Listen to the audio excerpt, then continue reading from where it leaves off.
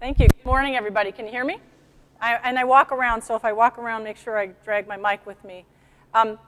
I started Arizona State as a WAC conference, and I graduated as a PAC conference. So that tells you how old, and I was very young when I went to Arizona State, just if anybody's counting. I graduated in 1979 from Arizona State, and at the time, I was in the criminal justice program, and I was thinking of getting into the FBI. Didn't want to go ahead and get my master's right away. And I therefore decided to get, and I didn't have speak a fluent foreign language, so I decided to get 5 years of law enforcement experience. And a couple of my professors strongly recommended I go over to LA because of the training at the time. And they said, you can go anywhere you want after that. And I went to Los Angeles, and I started the police academy in 1980. And at that time, I didn't really understand what I was entering in the field of law enforcement. I grew up a daughter, there's four of us, 4 girls in the family, a plumber's daughter. So we didn't have any gender boundaries in our family. You know, if the garbage had to go out, we took the garbage out. If something, pipe burst in the middle of the night, we went out and helped our dad. So I kind of grew up in this really lovely arena where I didn't understand that in 1980, late 70s and 80s, there was a lot of weird things going on in the world of policing. And there was a lot of movements trying to diversify policing. I wasn't aware of any of that. And I, of course, went to Arizona State, and your college campus, it's awesome, and I was sheltered from those types of things. And I go into Los Angeles in February of 1980 into the police academy, and wham, it was a very, very interesting experience. But I always have said, every experience is a gift. And policing was quite different then. It was exciting, it was awesome, and women were really not embraced, I guess is a nice way of putting it. When I came on the department, there was less than 2% women on the department, and only 5 of them in the field. Everybody else was working inside. I also came to the department, which is very interesting, at a time when there was a lot of lawsuit-driven change, which anybody who understands about culture shifts, lawsuits are oftentimes a necessary component, but they certainly aren't the easiest way to change a culture. So I came into the police department very naive to the fact that people weren't going to want me there. It's like, what? What do you mean you don't want me there? I like sports, I'm crazy, I'm a fun person, I love football, and it's like, wow, I don't belong. And it was a very interesting shift that I started to see in policing early on in my career, and I decided all I wanted them to do, I didn't care if they accepted women, but I wanted them to accept me for my competencies and nothing else. Because believe me, there was a lot of other things that you could have done to get accepted. And I decided at that point in my life, and a few of you who've been around for a while understand, you've got to be really careful when you're really coming into an organization where you're not wanted. You've got to be really, really cautious on how you start to bring about some change. So just because of timing and because of when I was born and when I graduated, I became part of a real shift in the world of policing in Los Angeles. And it was a shift that was really starting to take a slow roll throughout the country. And the reason I talk about this is because the experiences that I got really early on in policing really helped me to be who I am today, and has helped me to really be in a very, I always am part of the people they pull in when they need to start shifting the culture of the organization. And so as I talk about a couple of other things, I'll share with you some of the experiences I had early on that helped me to, I think, really be an effective person in the leadership team at L.A.P.D. Right now, our department, remember I told you when I started in 1980, we were less than 2% women. We had about 170 some women in the department. Today, we're at over 1,900, and we're almost at 20%. And it's very, very interesting. For a long time, our police department was being driven by different lawsuits that came in to diversify our department. And now in the state of California, you have laws that you can't have goals, and you guys have all seen and heard and talked about those types of things. But I think one of the things that makes us such a strong department is we are really a diverse department, and not just on gender and ethnicity. We are diverse in terms of the people that we bring into the organization. And I've learned over time that diversity is far more vast than just gender and ethnicity. It's about education, it's about where you live, it's about the experiences that you had before you came on the department. Almost every single person that comes into our academy, we do not have a mandate right now for education, but we do recognize it and we do pay better if you are educated. last 3 classes that we had, everybody had some college. 3/4 of them had a degree of an AA, a minimum of an AA, and we have had several PhDs throughout the last couple of years. So to me, that's all part of this diversity field because they bring some incredibly great experiences and educational backgrounds to the table. And I always talk about, when I'm talking about gender issues, I always say, you got men and you got women, and people say, well, don't you think women do a better job because we're better listeners, we're better this, we're better that, and then guys will go, well, I do a better job because I'm stronger and I can kick someone's ass and all this kind of stuff. It's like, you know what?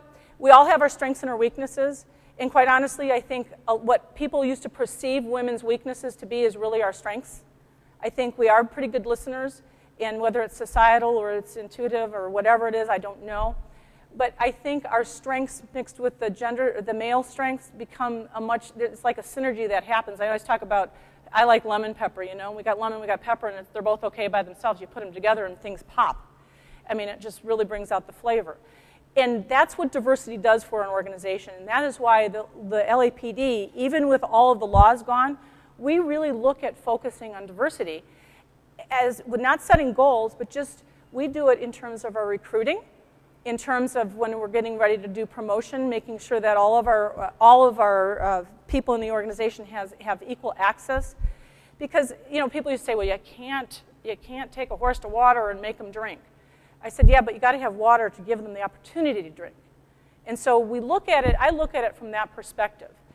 And early on in my career, there were a lot of things, and hopefully many of you are too young to remember some of the really crappy stuff that happened as women started entering the workforce in the 70s and the 80s. And I know I've talked to a few who were in policing at that time. Policing was an awesome place to be, even in the 80s. But there was a lot of difficult roads that you had to kind of cross at the time. And people, I get on panels and people say, what did you do to deal with the sexual harassment and discrimination that happened? And I said, the bottom line is I realized I didn't care that it was discrimination. I didn't care that it was sexual harassment. What I cared about, that it was BS. And I spoke that language, and I called their BS when they were engaging in stupid behavior. That was really getting in the way, and it was really impacting safety, and it was really impacting the way we could do our job. And that really helped me because I didn't take it personal. I didn't personalize these issues. I realized it wasn't me that they were upset with. It was what I represented to them, and what I represented to them was a shift that was they should have been afraid, because look at me. I'm the second in command in the department. So apparently they should have been afraid. No, I'm just kidding. But they were afraid that we were challenging the status quo, and that we would be now, competition was tough back then, and now it's going to be more because another group of people are going to be in here competing for things. And it took the organization, and I think LA was very fortunate in a lot of respects, especially when I see some of my brothers and sisters throughout the country that still struggle with some of these issues. But what LA did, and partly because it was force-fed through some consent decrees, but a lot because we started to have people that were able to, like myself, able to talk the language and get people to understand why these things shouldn't be occurring in the workplace. And we have become a very, very strong organization. And it's that diversity that allows us to be moving in directions that other people aren't looking at. It's that diversity that really helps you bring different thought processes into the mix, so problem solving becomes something that is just natural. As soon as we have an issue, it's like, okay, people always said, you committee things to death. Well, we don't committee things to death. We bring people in, we start working, and then we send people out and start doing their fixes. And something, I am a product of the public school system. I graduated from Arizona State. I'm very proud of that, and I'm extremely proud of it, even in an area where UCLA and USC think they're all that in a bag of chips. I still like my ASU. And I went to a state school for my master's degree in LA, outside of Los Angeles. So I'm a very proud graduate from what I believe is some of the best education you can get in the country. And so, bring those types of things to the table and getting people, when I got my master's degree out of Dominguez, it was in negotiations and conflict management. And one of the things that I've decided is the best way to solve a problem is have the people who are going to have to live with the results solve the problem. And once we started bringing that concept into the police department, a lot of the issues that you were speaking about regarding CompStat, our computerized tracking system, and that's where we all get in a room like this, and We have to defend how we're doing things, what we're doing, the strategies we're using for crime fighting. And it's not just crime fighting we focus on. That is our #1 goal. But we also look at how are we dealing with people who are calling in sick? How do we deal with this injured on duty status where people are getting injured? What happens if you're having too many traffic accidents? We're held to a very high standard by the chief of police. So we go into those rooms, and if you ever saw it on TV in New York, it was scary. I stand up here and you all roast me and I get like just about tomatoes thrown at me and I'm called a fool and all of that type of stuff. When Bill Bratton came to Los Angeles, and I love Bill Bratton, he was a great guy, he kind of came with that New York tone. Well, you know, you guys are like us. You're from Arizona and California, and we're a lot more laid back, you know. We come to work in flip-flops and T-shirts and things like that. You don't scream and yell at us. You don't get the same response. So it took Bill Bratton a little bit of time to understand that we're not going to respond as well to the screaming and the yelling. And he's a very astute leader, and he figured, okay, I think I got to shift this a little bit. So as soon as he started shifting it and started making CompStat a very strategy-driven format, you still get the 3rd degree, but a good portion of our CompStatting is where we start talking strategies. And that's where when we let the detectives and the officers that are working the street participate in how they're going to go out and strategize crime in their area, it becomes really dynamic, and we do a really good job. And that's how we've been able to have our drop in crime. Over time, everybody said, oh, it's cyclical. In 3 or 4 years, you're going to see it go up. We've been able to drop crime for the last 9, going on 10 years now. Last year, and of course, I was acting chief while Chief Beck was out of town. So, of course, why did I think it was my fault? But, you know, now this is the woman thing. I am literally like this on my BlackBerry New Year's Eve. Oh, God, please, no one die tonight. Because, and we didn't. We had under 300 homicides, which we had not seen that low of a number since 1967. Since 1967. So when people are sitting there telling you it's a horrible place to live, oh, my God, what are you going to do? You're going, really? 1967 was the last time we had this few homicides in the city of Los Angeles. And of course, I told Charlie, I get credit now because it was on my watch that we did this, you know. Anyway, it's all fun. And we got a great chief now, Charlie Beck. He grew up in the organization, as did I. And so there is a little bit of a different dynamic when you come up through the organization versus when you come into the organization. I'm not saying one's better or one's worse. It's kind of like you know the family. So you don't have to figure out who Uncle so-and-so is or Aunt Joe or this or that and the other thing. So it's a very important thing for me, and the reason I like to link diversity to that is when you have one thought process, if it's all women, if it's all PhDs, if it's all men, if it's all Hispanics, your perspectives in problem solving are going to be very, very limited. And you could get on that road to Abilene and all say, hey, this is a great idea, and go down here, and then you're stuck and the store is closed, and you're going, but we wanted ice cream, why weren't we thinking, you know? And that's that's going to really date me, road to Abilene. But that concept is, if we think alike, we're always going to think this one solution is the best way to handle things.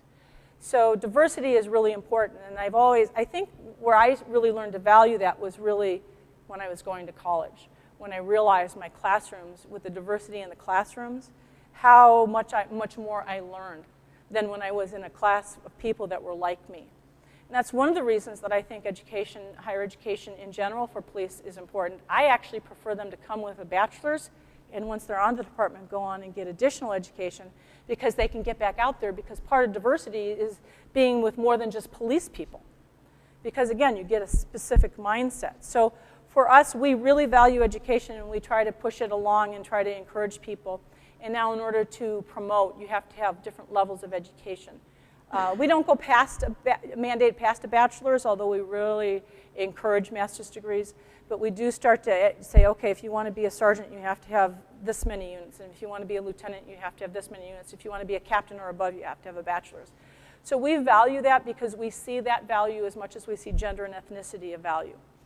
And again, I share that with you because it has been probably, once I realized and understood that piece of it, I was able to start to shift people's perspectives because I thought differently. Yes, you might be able to bench press more than me, but I could run faster than you, my legs are stronger than you, whatever. And I could talk a lot of people to jail. Not that I always talk people to jail. There was a time and a place. But there was a lot of things that I brought to the table that I could also teach others. So I was learning from my fellow male officers, and they were learning from me. And through the years, you're very hard-pressed to come to our department and find somebody who's not comfortable with the diversity side of the shop. One of the things I just want to share with you all, because I'm going to be talking about several different points. If you have questions during, I'm fine with you guys raising your hand if you have any questions about something. I know at the end we'll have some questions and answers, but sometimes it's easier if something's on your mind, raise your hand, and I'm a trainer, so I'm usually pretty good about scanning the audience and finding a question. So again, I share that with you because I think what is so very, very important is to understand that organizations have to shift. You have to shift. You have to shift with the times. You have to take into consideration things that were successful today may not be successful tomorrow. For policing in general, that was a real hard shift to make. In the 90s, we were kind of trying to make that shift, but we were very uncomfortable. We had a huge generation of people that were very comfortable in this arena, bringing technology into the fold. The younger guys liked it, and the older guys didn't. It was very, very uncomfortable. And we were talking about technology at home, and you can't even figure out how to do your TV. But really how important technology is to the future of public safety. And so the first decade in 2000, the last 10 years for us have been a huge shift as we bring in technology. And again, if we were resting on our laurels, we would be stuck in a world where the bad guys would be way far ahead of us in terms of technology. Today, we've got units that are set. In fact, I have a technical unit that is designed to stay one step ahead of everybody in terms of the technology world, not just in the arena of crime, but also in the arena of keeping officers safe. And I'll talk about technology in a little bit. The other thing that one of my main passions that I've had, and I stayed in operations. I started in South Central Los Angeles, Southland, okay, Southland's a little bit on the corny side, but I stayed in operations for 10 years as an officer. 7 of it was in the ghetto in Los Angeles, and I stayed there for a couple of reasons.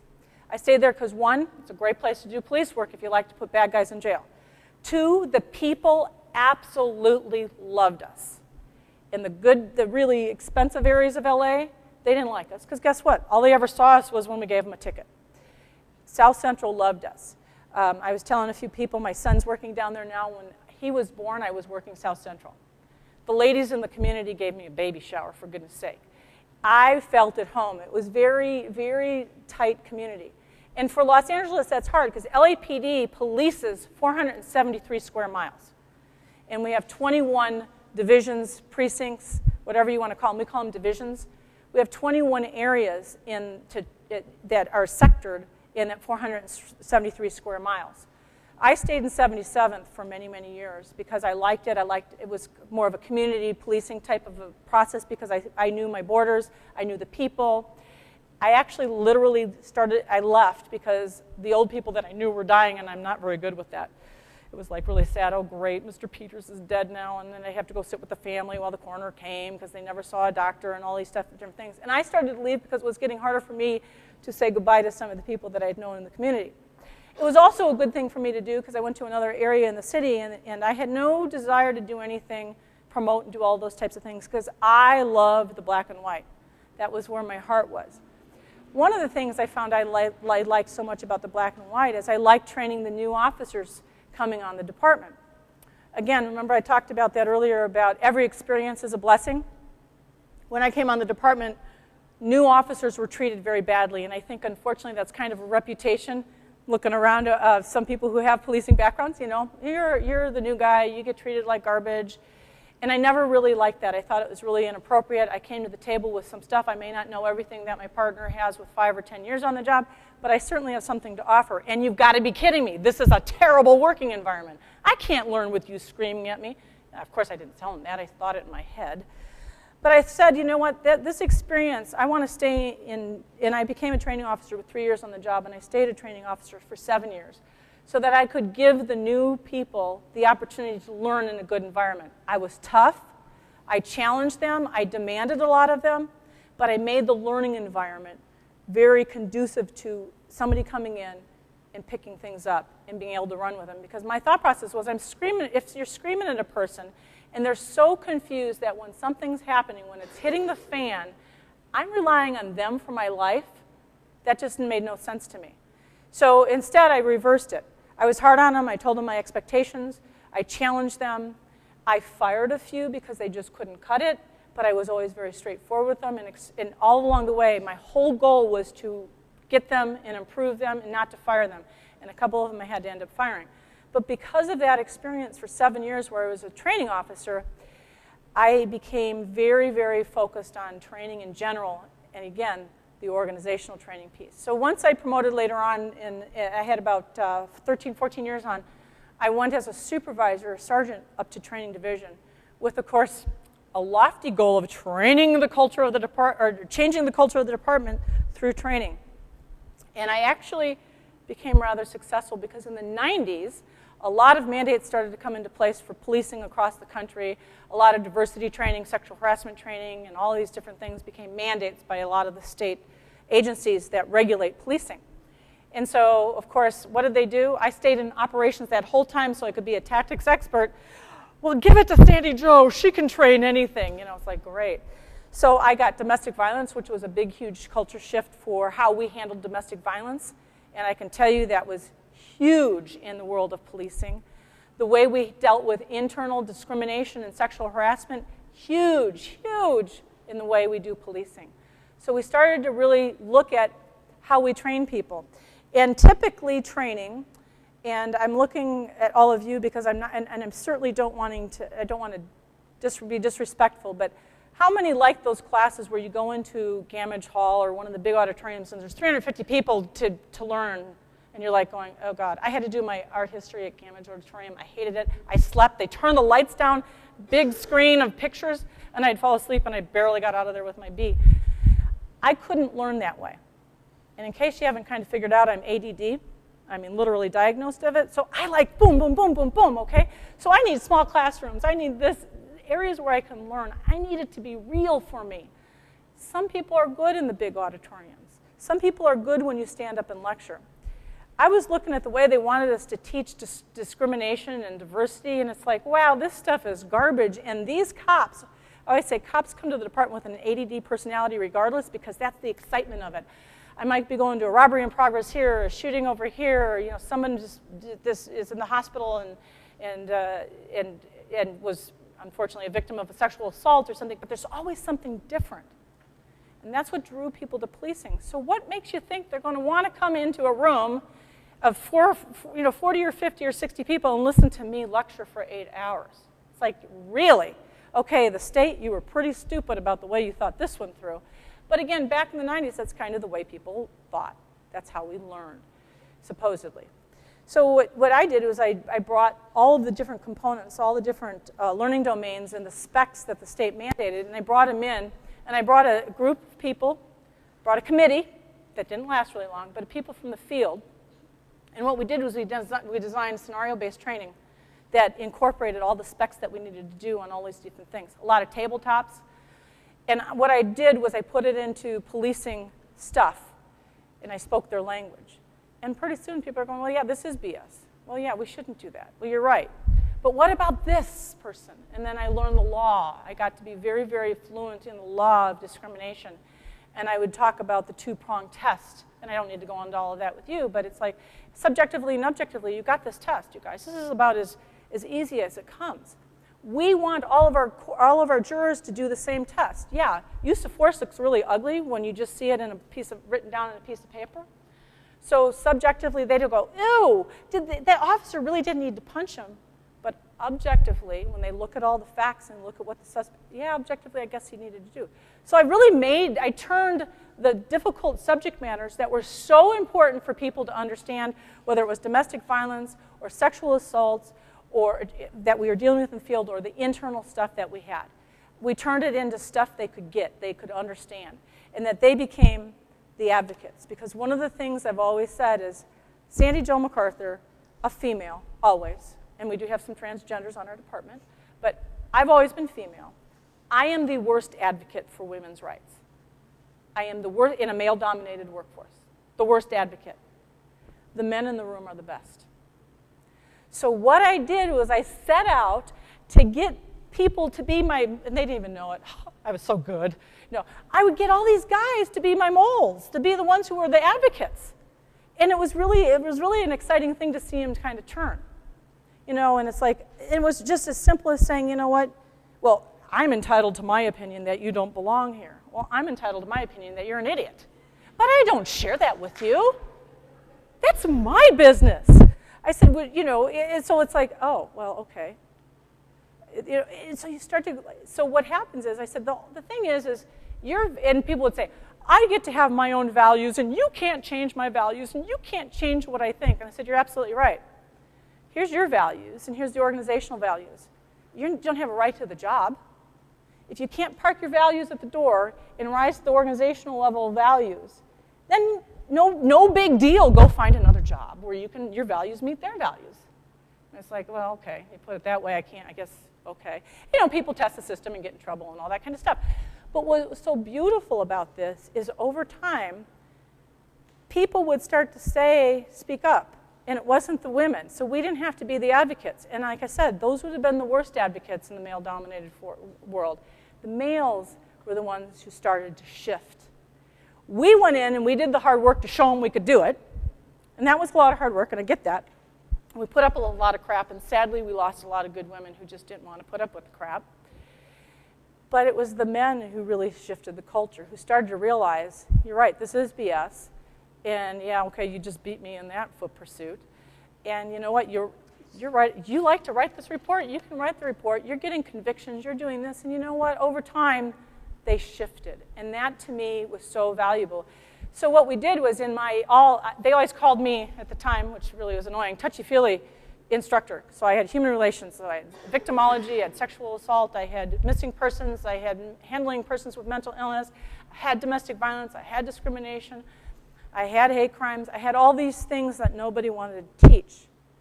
And through the way that myself and several of my partners on this, we shifted it, that they actually liked our classes a lot better than law. And how sad, law needed to come alive just like these classes came alive.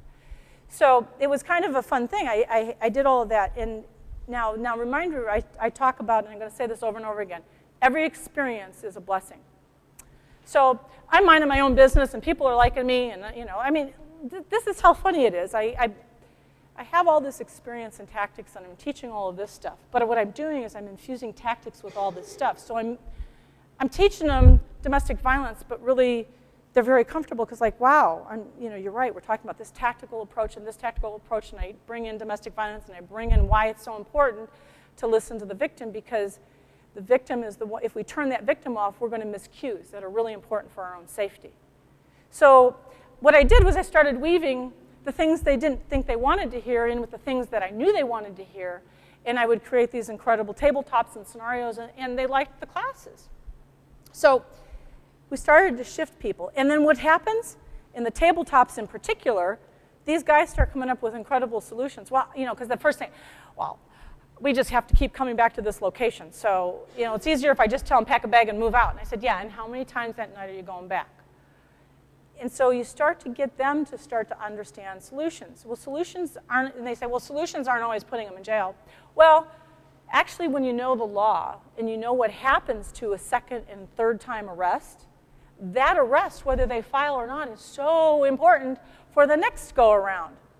So you start, really? But you see, in LA, unlike a lot of departments, we have detectives that do a lot of our filing. So a lot of our street cops weren't totally aware of this. They just get really bent out of shape because they get the notice back that says, no filing. Insufficient evidence, which is what our CA and DA love to stamp on anything they don't want to mess with.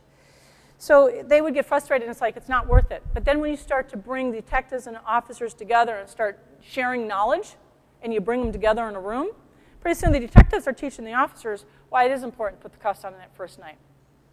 Because you know what? It's like the rabbit that gets out of the cage. The rabbit gets out of the cage, you go and catch it. The rabbit gets out of the cage, and isn't it kind of fun to go catch it? Okay? Your job is to go catch the person and not be judge and jury, and let the detectives go and do the filings. And unfortunately, as frustrating as it is, because CAs and DAs are difficult to deal with in time, if you do it enough, the package is such that the DA and CA have to start taking action. Or, and we were talking about this last night with a couple of my friends, in LA, when all the advocates were coming after the Department for Domestic Violence, and they had every right to do, as they did in almost every city, because we were doing a really crappy job. As we started to do a better job, guess what? The focus turned right to the city attorney and the district attorney and the judges, which is and this is what's so important. The synergy between all components of public safety. It is so very important. You cannot, and of course everyone loves, especially the CA and DA, to point the fingers at the cops, because what is that? That's the first door into the system, right? So it's easy to slam us. And so I said, yeah, you're right, slam us. We got to fix this. And as we start to fix it, guess what? Big guys, and I carry a gun. I'm going to slam you a lot more because this is crap. We're doing what you told us you want us to do, and now you're still not doing anything with it. And so, again, I know I kind of digressed away from training, but it is not just about training our brand new officers or our in-service. It is also about training your partners in the criminal justice system.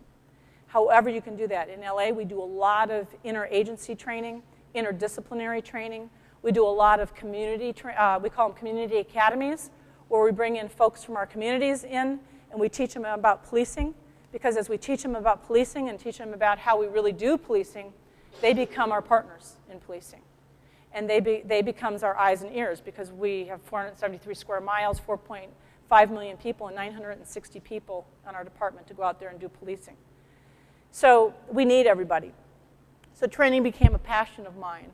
And as I understood how dynamic this interdisciplinary training could be, I decided, and I got there, I decided when I became a commander over training that I was going to change the way we trained in LA.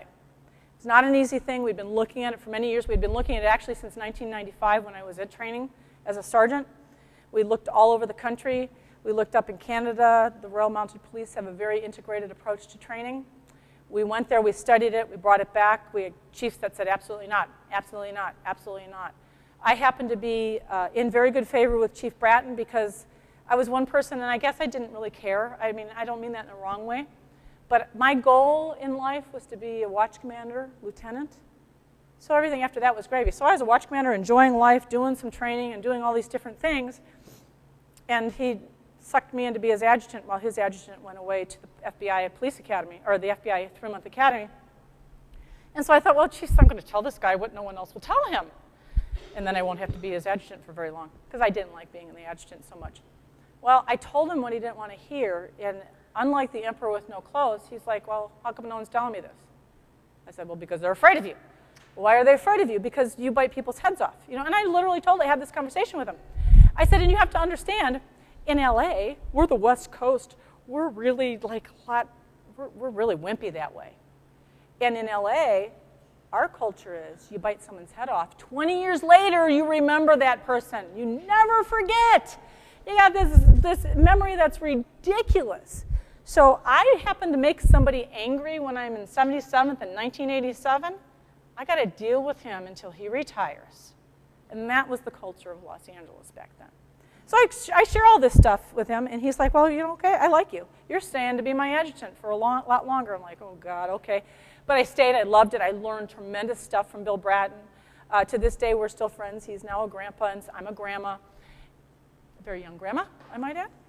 But, you know, so we share stuff like that, and he's really an incredible thinker in the world of policing. But Bill Bratton, when he put me over training, what he did was I went to him and I said, hey, we got to change the way we do training. He's like, okay. I'm like, really? He goes, yeah, okay.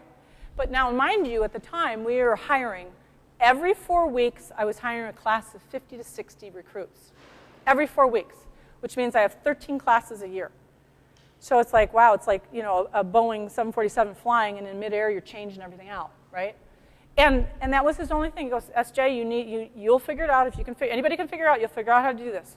He goes, but I really like it, but I want police.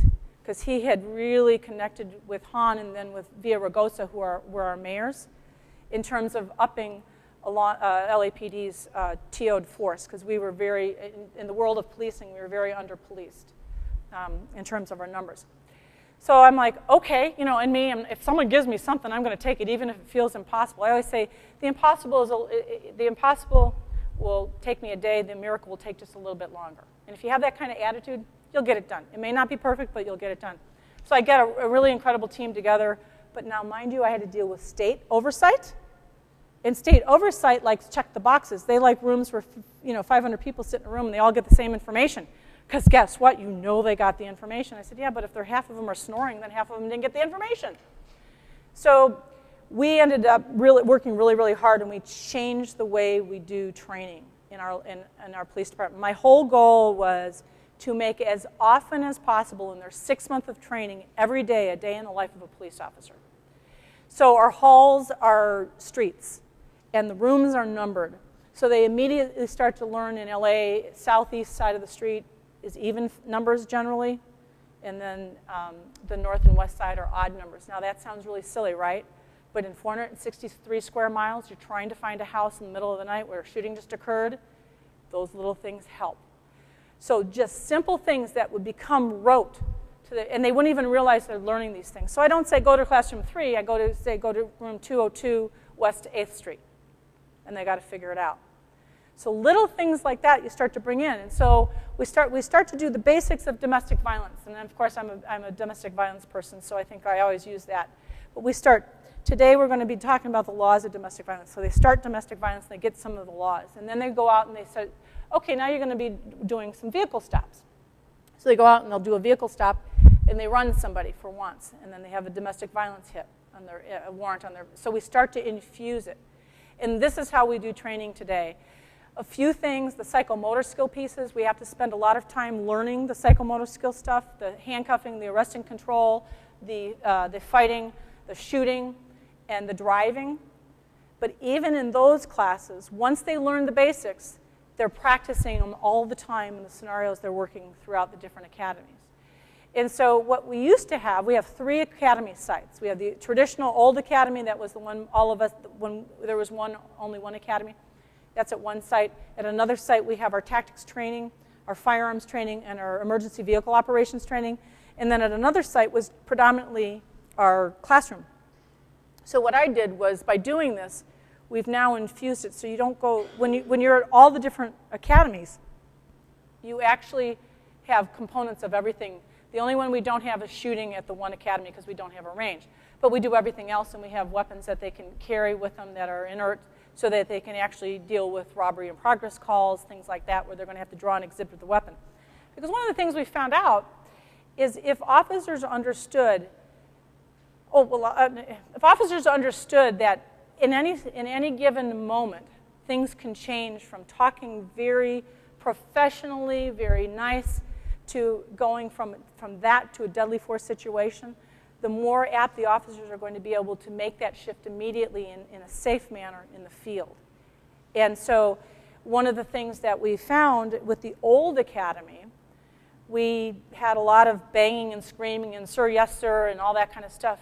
And I said, we kind of did away with it for a while, and people are going, oh, the academy is low stress and this and that and the other thing. I said, well, we need to bring those things back, but we need them back for a reason.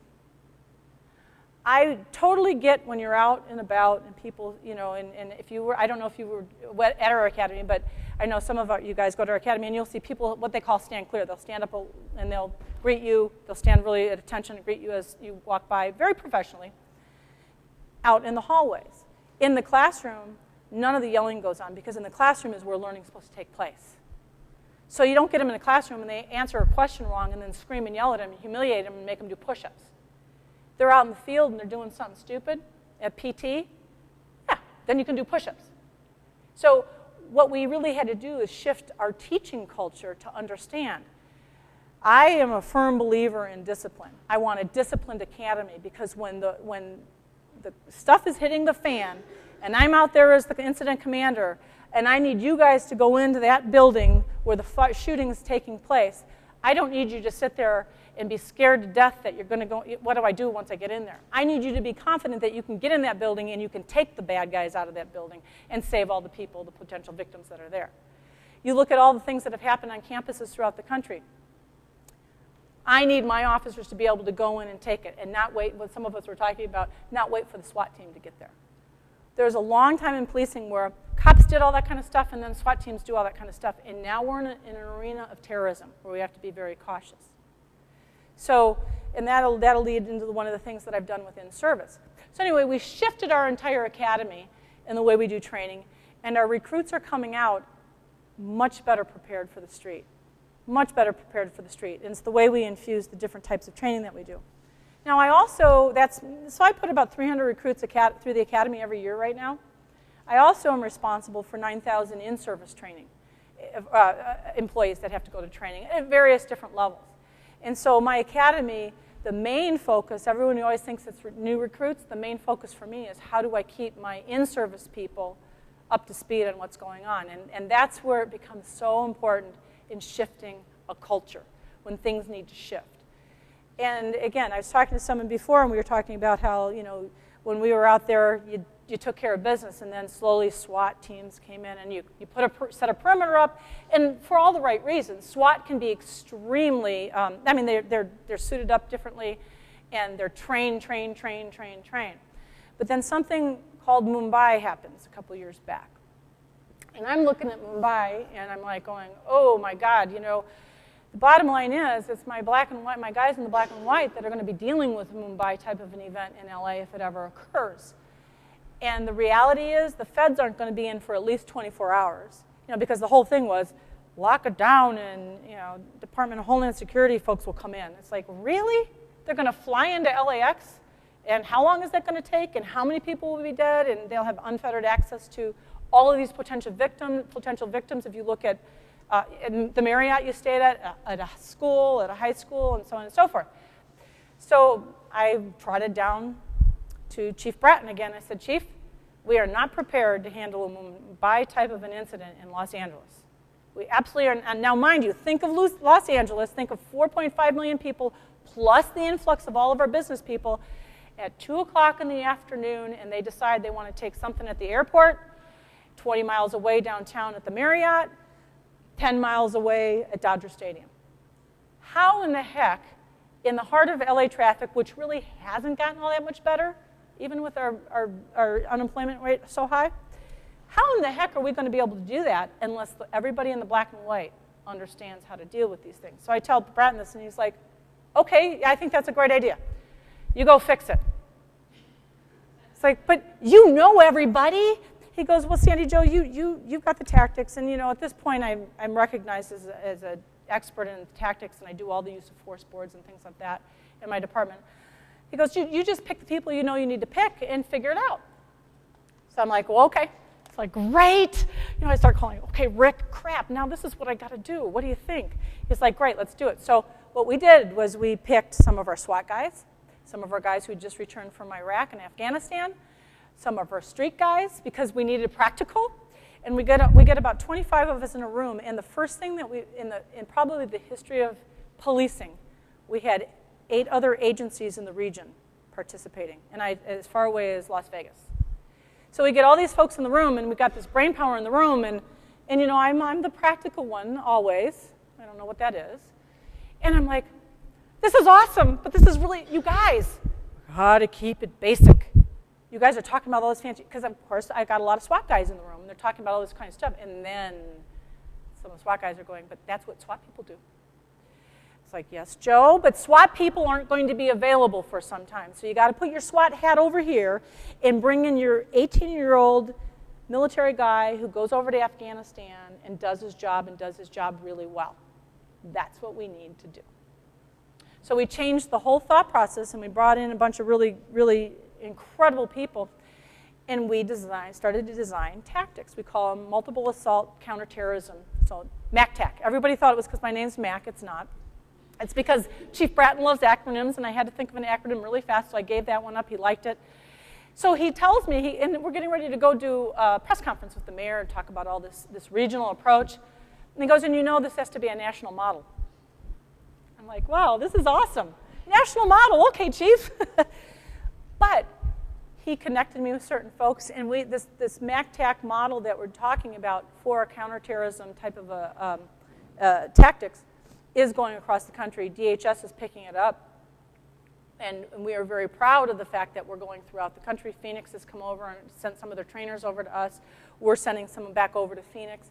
Because what happens is in law enforcement is we typically design a tactic and we rest on our laurels. It worked really well for all these years.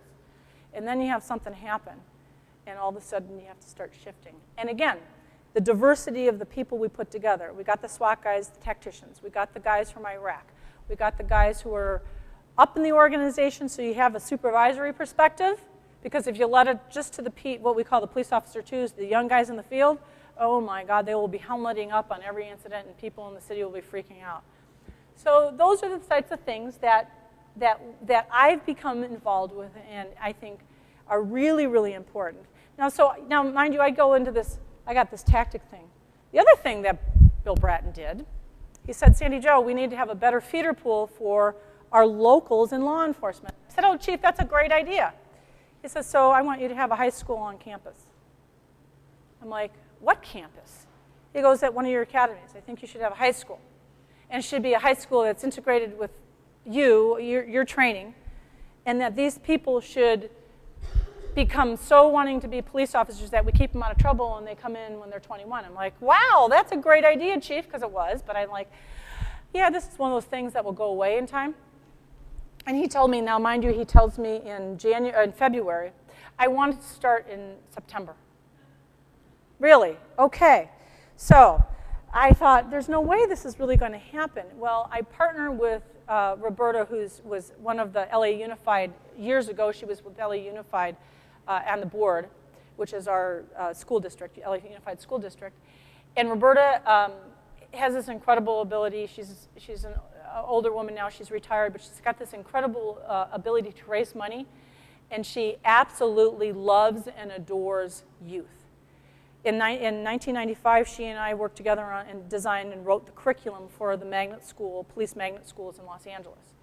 So I partner with her, and she's about as crazy as I am in different ways. And so we kind of, and her husband sort of corrals us. And so we came together and we wrote curriculum. She, with all of her talent and dragging me along because I had the gun, we went to the school district, we met with the head of the school district, and we literally, not only did we do it where we were able to start our high school, we were able to partner with our community college. And so these kids can now go through a 2-year program where they can get dual credit from the state for the credits they need to graduate high school, if they're at a certain point when they come in, and then the credits for their first semester of junior college in AJ. And then the second year, they can go through AJ, and they can actually graduate with an AA degree. And what we do during that time is we bring them into the fold, and they become volunteers with the department, because we, like every other city, we have no money. So they can ultimately, we catch them out of the magnet school, and we bring them into our high school for their last senior year, and then they stay with us, and they get their AA degree. And they're generally only about 1 year to 2 years away from being able to become police officers, because we have 21 is the law in California. And now we're starting to partner with some of our other institutions around so that we can now get them in. And Roberta is another incredible person. Again, it shows our partnership with the private sector, where she will actually get every single one of those graduates, and we have 140 a year, or we now have up to 140 a year. They all get scholarships to another college. It's incredible. So now we have a feeder pool of our own homegrown, not terrorists, but homegrown cops that really have a huge stake in the community. And it doesn't mean that, okay, LA is cutting out anybody from the outside like me, because I couldn't do that. They wouldn't have me if they only had homegrown. But we hire 300 cops a year just to stay at attrition. It's not even half, not even half. And some of these kids want to get into the criminal justice system but don't want to be cops. So we're creating incredible civic-minded individuals. We're getting into diversion programs and probation and parole, and some of them are going on to wanting to go on to law school. So it's a really cool concept. So again, I have Bill Bratton to thank for having the confidence in me to give me that task, even though I thought it was a little bit ridiculous. But I guess what it proves is sometimes you need your goals need to be so bizarre and so out there that you can have that thought process that, yeah, the miracle is just going to take a little bit longer. Some of the things that LA is doing that's really, I think I'm very, very proud of is we're really looking at technology in terms of how it's going to help us shift policing. Because the reality is budgets are tough, and technology can really help almost like in a very incredible way help us do a much better job policing with fewer people. It's all about efficiencies in economics and all of those types of things. So what are the things that are going to help us in policing? But one of the things that we've learned over the last 7 or 8 years, because Bill Bratton came in, and Charlie Beck is really a technology guy too, but Bill Bratton came in with this opening our eyes to going out there and doing these things. Well, what happens is we started to do a lot of stovepiping. Everybody went out and looked for grants, and here's this technology, and here is this technology, and pretty soon we have all these stovepipes all over the place. Nothing talks to each other. We're collecting incredible data, and it's meaningless. And it's costing us money, because the other thing with technology people love to do is get this grant, we get this system, and then they say, okay, after 2 years, you have to maintain it. And now they're coming back to the budget, which of course they're starting to come back to the budget. And I know you guys know the woes of state and city budgets right now. They come back to the budget to maintain technology. So technology is one of the bureaus that are underneath me. And so when Chief Beck took over, he promoted me to assistant chief, and he put technology underneath me because he was a big supporter of bringing all the technologies together. And he was a supporter of trying to, because we have all this data now that's available internally that we can start looking at and comparing to and utilizing. And then there's a lot of data that's externally available to us from the private sector, where we have security folks out there collecting data, all sorts of different data. So what Charlie's vision is for technology is to really start moving forward in technology, but make it where it's leaner, it's efficient. It's not all these stovepipes that don't talk to each other, and that data is actually useful. So we are in the world now, which we coined the phrase, I think, is smart policing, using smart technology. We've started to step into the arena of what we call predictive policing, where we want to go. And people laugh and say, really, predictive policing? You're going to go to and start predicting crime? Give me a break. I said, well, actually, cops have been pretty good at it for a long time, because intuitively, we used to do the pin maps, and we know, okay, there's a shooting over here, there's going to be retaliation and things like that. But I said, the worst, we're going to be better than the weatherman, so come on. They claim they can predict weather, and they do a crummy job of that. We're going to be doing a much better job of predicting crime. And so what we're doing with predictive policing, and it's a national, and several of you I know in here are involved in that process, it's a national think tank group that's being brought together for the synergy that's necessary to start to create this. But it's where we take all of the available data that used to waste, sit in these stovepipes, sit in a report, and we're trying to see what the interconnection is of all the data. And so our goal is not, you look at time of year, time of day, and for us, a lot of times time of year. Other things that are significant that we're seeing is events. And we know this in certain pockets. So we know, for instance, sadly on Sundays, on football's big across the country on Sundays, on football Sundays, not even Super Bowl Sundays. If your team loses, research shows that the domestic violence incidents start to rise in the areas, in the towns where the team's lost. So we know there is a huge connection between events. We've looked at it, some people have looked at it in very small pockets. We want to look at this on a much broader event. A much broader scale. We have events all over the city of Los Angeles, and unfortunately we have the Lakers, who are a good basketball team, and you guys can all dislike them because I don't like them either. I grew up in Chicago, I like the Bulls, so you guys can like the Suns and be mean about the Lakers. The Lakers are really good, unfortunately, and they win, and several of us, even those who are a Laker fan on the department, always hope they're going to lose, because what happens? We have a celebration where ridiculous people do stupid things and create a lot of policing activity for us, usually at that evening. And then we have the Lakers parade, which is typically okay.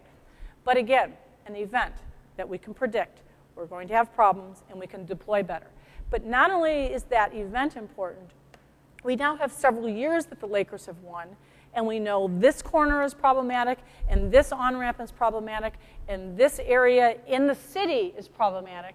That's 3 or 4 miles away from there. putting all of that data into the system is allowing us to be much smarter and using technology to do smart policing. The other thing with technology is we need to learn it and stay ahead of the curve because the criminals are on top of the technology. So there's a lot of different things that we look at. The other piece is we look at technology to help our police officers in the black and whites do a better job, more quickly, more efficiently, realize who they're dealing with at a traffic stop, who they're dealing with in a vehicle before they even do a traffic stop. And all of those systems, again, incredible amounts of data that we're not always using. And we have a lot of things in the world of terrorism. We have a lot of fusion centers and things like that where we've got information that goes in that you have to have certain clearance to be able to get. And New York is really doing a good job, and we're trying to really replicate what New York does. As soon as New York gets information that's top secret into their JRIC, they start cleaning it, and they literally have people in there going to open source and finding what they can find in open source, and generally within 12 hours. A lot of what was top secret, 12 hours later, they've been able to find an open source, and they can get it out to the officer on the street. You can't do that without technology. And you can't do that without people who are trained in technology. Something else that we've learned in technology, and I'm sure you guys will, if you're listening to anything going on with budget, you probably have some of the same issues. Your cities hire people who are experts in technology. Well, they're experts in that technology for 1 year, and then things change. And they're no longer the expert, but the city has now hired this individual. So what we're looking at doing, and it really is much more cost efficient in the long run, and you got to always get folks to strategically plan. We're looking at actually doing contracting with people out there who do stay on top of technology. So they're not, they pass our background, but they're contracted with us so that we don't have to worry about, okay, now this technology is dead, so now I've got to send them away, and they got the degree in this, and Microsoft is out the door, and now we're over here.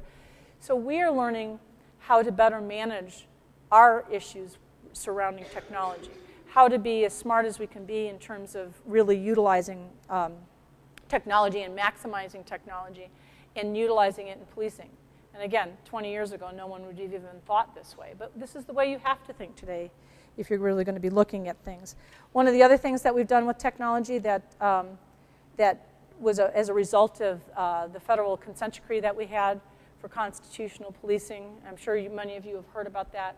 But we have a system, again, we had all of this data on all of us individuals in the department, but it was not a one-stop shop. So we have what they call an early warning system. So if I'm out there getting into a lot of use of forces, and they can compare me to my peer group, and I am having far more use of forces than my peer group, I will get flagged. It doesn't mean I'm in trouble.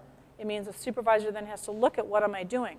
What we find in some cases is I'm fine, I'm just working the night, the location, the car, the area, and maybe there's nothing wrong.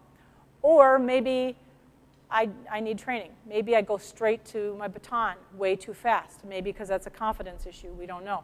So there's a lot of things that we start looking at. We also do the same thing, all of this, because we have the data now in all one place, we can see if someone's crashing cars a lot. In the past, we wouldn't notice that.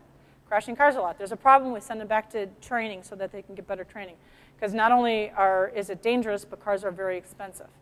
And with all the technology in the cars, you crash a car, that's a lot of money to replace it. So there's a variety of different reasons. We want to keep cops safe. We want them to go home at night. We don't want them hurting or killing themselves or anybody else on the road, but we also look at it from the cost piece of it too.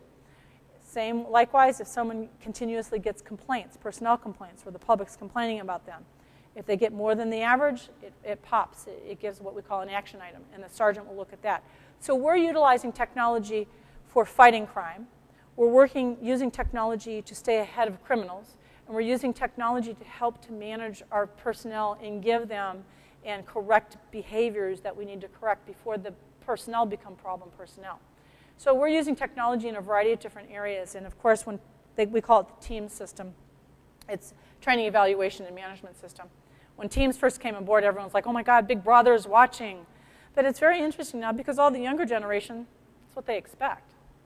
So we're starting to see a shift as people retire and people come in. We're seeing those things.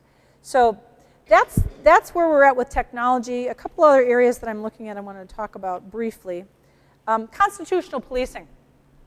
And people go, well, yeah, of course, you should always do constitutional policing. But if you did, all of you, anybody here who's in the criminal justice school knows that police and the criminal justice system doesn't always do constitutional anything.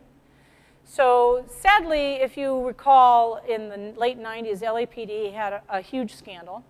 And the L.A.P.D scandal is always quite bigger than anybody else's just because of Hollywood, I think. Because believe me, our sheriff's department have scandals far worse than ours, and it's like on the news for like 5 minutes, never gets legs, and it's gone. And LA stays on forever. So in the 90s, we had the scandal in Rampart, where we had bad guys who got onto the department who got through our backgrounds because they were pushing too many through at a certain time.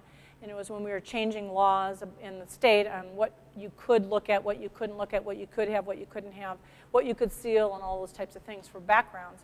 And we got some problem people in the department. And then they were planting evidence on gang members. And it blew up. We discovered it ourselves. We never got credit for that. We discovered it ourselves through our internal affairs and through, we have an ethics enforcement section that goes out and actually follows and tests and things like that. And we actually discovered it because something was starting to happen with our property. So property was being booked, but the weight was off. So that's how it first started to surface. So they were booking the majority of the drugs, but there was when they would get it at the lab, and the first couple of times it's like, this is odd. Well, then pretty soon they started to see a pattern, same people. They started tracking people, and then they uncovered this, probably the biggest scandal to hit L.A.P.D in history. So what that did was it brought down the Department of Justice, Federal Department of Justice on us, and we had a very stubborn chief of police back then, and probably not unlike a lot of chiefs of police. It's my department, I'm going to fix it. And the DOJ said, you're not going to fix it.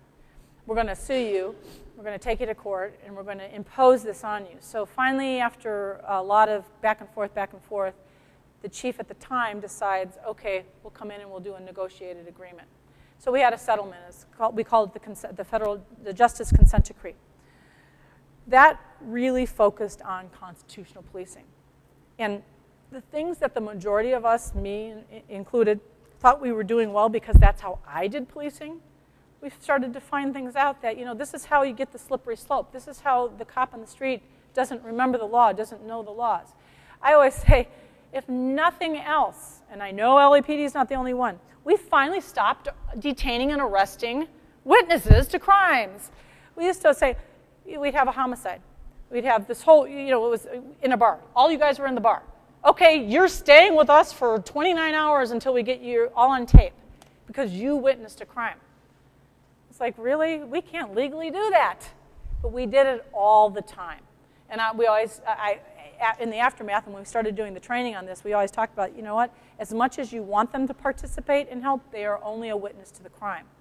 You have no legal right to detain these people. You are making a physical arrest by doing the detention. So those are the kinds of things that the consent decree brought on us. And so what we did is through training, through policies, through procedures, we had a very grueling, I would say about 7 years of really changing the culture of the department. And we've used technology, we used teams, we used training. All of these things are the things that we've done to really bring L.A.P.D into the 21st century. And we created and trained the first police auditing unit in the country, and we now go across the country and train. But we didn't just do the typical type of audits that everybody's used to. They went to government auditing, and they got accredited through the government auditing standards. And so we do all of these things now to see, do we have probable cause in our reports? Are we doing legal detentions? Are we utilizing consensual encounters appropriately, or are we overutilizing consensual encounters? Things along those lines. So what we've done is through training, through policies, through procedures, and then through leadership, we've really started to shift the culture of the organization. We're now out of the consent decree, but 95% of what was in the consent decree is still how we do policing. There are a few silly things, because you can imagine, there's always a few silly things. But we we still follow those, and we still do our auditing practices, and our Board of Police Commissioners still look at all of our practices, and all of our audits, and we have to go before them. We used to have to go before a federal judge. Now we go through the Board of Police Commissioners when it comes time to do our audits. So those are the types of things that L.A.P.D. is really looking how we're moving forward in the 21st century. It is not the small police departments that it was in the 80s and the 90s, that kind of mentality and that attitude. We are really trying to be progressive. We are trying to do outreach and really do everything on a regional approach.